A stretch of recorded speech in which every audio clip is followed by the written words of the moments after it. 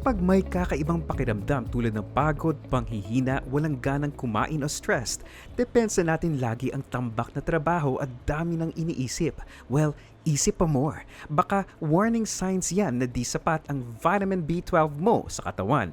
Importante ba yun?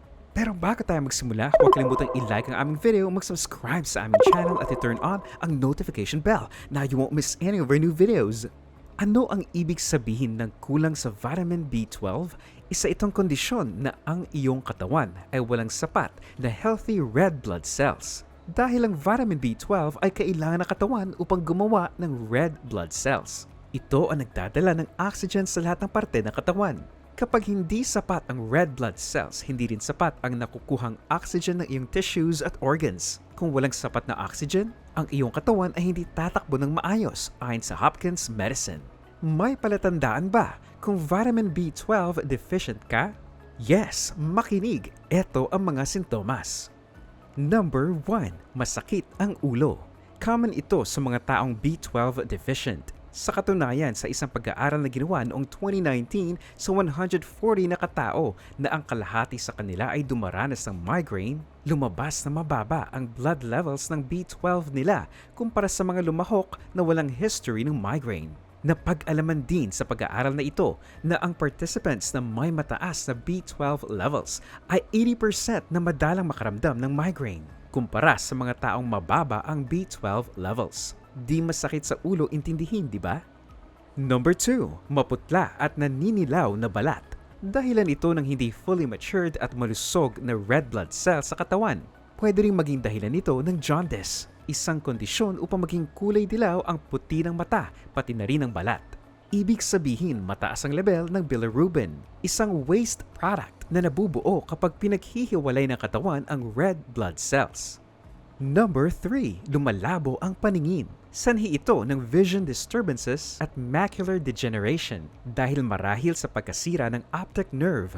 Ang pagkasira ng paningin ay maaaring makagulo sa nervous signal na patungo sa mata hanggang sa utak, kaya lumalabo ang paningin. Ang tawag sa kondisyong ito ay optic neuropathy. Maaaring manumbalik ang maayos sa paningin sa pamamagitan ng paggamot ng B12 deficiency. C. Number 4. Problema sa bibig. Mapula, namamaga at masakit ang dila. Mapapansin din na makinis ang texture ng dila. Ang tawag dito ay glossitis. Minsan may namumuong singaw sa loob ng bibig at mainit ang pakiramdam.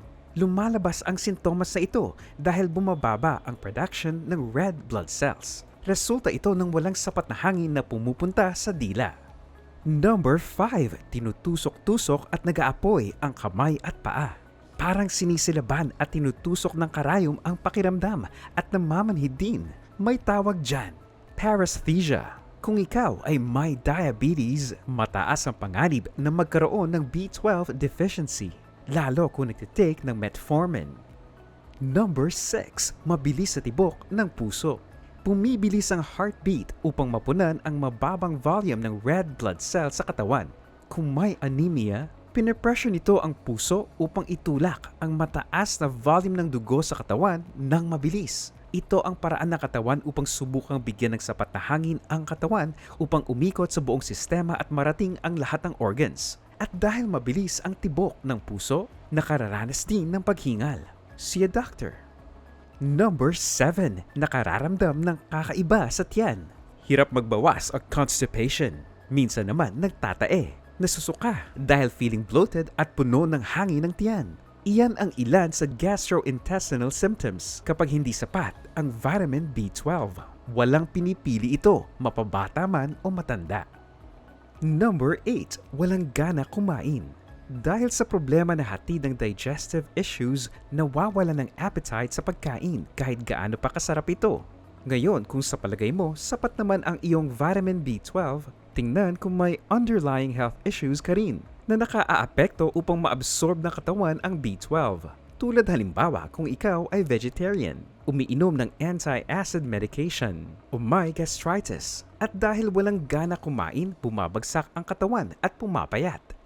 Number 9. Parating pagod at walang lakas. Kapag kulang sa B12 o folate, bababa ang pagdami ng normal red blood cells na maaaring makapinsala sa pagdaloy ng oxygen sa tissues. Resulta, manghihina ang katawan at laging feeling pagod. Worse, pwede maging sanhi ito ng megaloblastic anemia, isang kondisyon tungo sa pagbuo ng abnormal, malalaki at immature red blood cells at sirain ang DNA synthesis. Nakaaapekto rin sa takbo ng motor at sensory nerve kung kulang sa B12, dahilan upang makaranas ng muscle cramps at panghihina. Number 10. Hirap magbalanse at nalilito rin. Ito ay mga neurological symptom dahil sa kakulangan ng B12. Siyempre kapag nalilito ka, nagiging malilimutin ka na rin. Affected din ang physical coordination, pati na rin ang buong katawan, na ang tawag ay ataxia. Dahilan upang mahirapang magsalita at maglakad.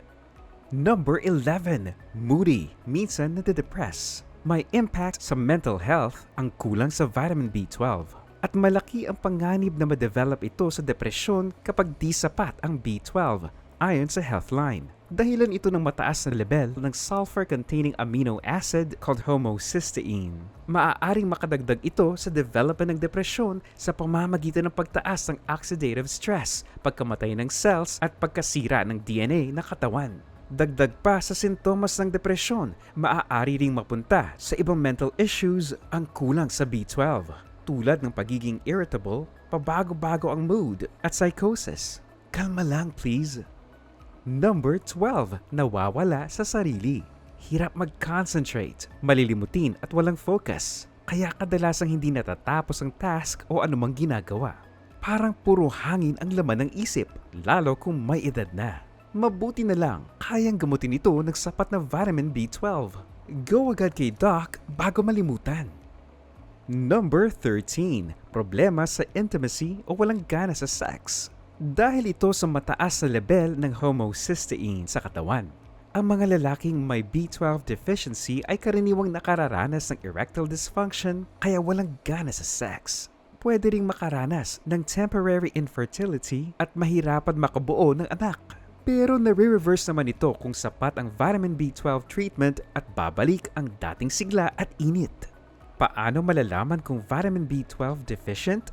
Bukod sa mga nabanggit na warning signs, kailangan magpa-blood test. Pero kung under medication ka, kailangan na ipaalam sa iyong doktor ang lahat ng gamot na iyong iniinom bago ka magpa-test. Maaaring makaapekto ang mga ito sa magiging resulta. Ang normal na level ng vitamin B12 sa iyong dugo ay above 300 picograms per milliliter.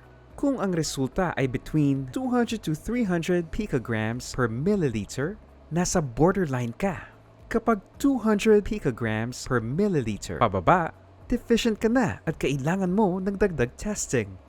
Ano ang pwedeng gawin para tumaas ang B12? Siguruhin kumain ng nutritious, balanced diet tulad ng spinach, itlog, sardinas, karne, manok, isda, cereals, keso, tulya at pag-inom ng gatas. Kung hindi sapat ang pagkain, tanungin si Doc kung kailangan mong uminom ng vitamin B12 upang masuplementohan ang pagkain.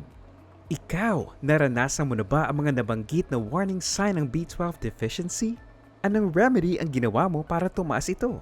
Tell us in the comments section below. Don't forget to hit the like button, share this video with your friends, and subscribe to Clever You.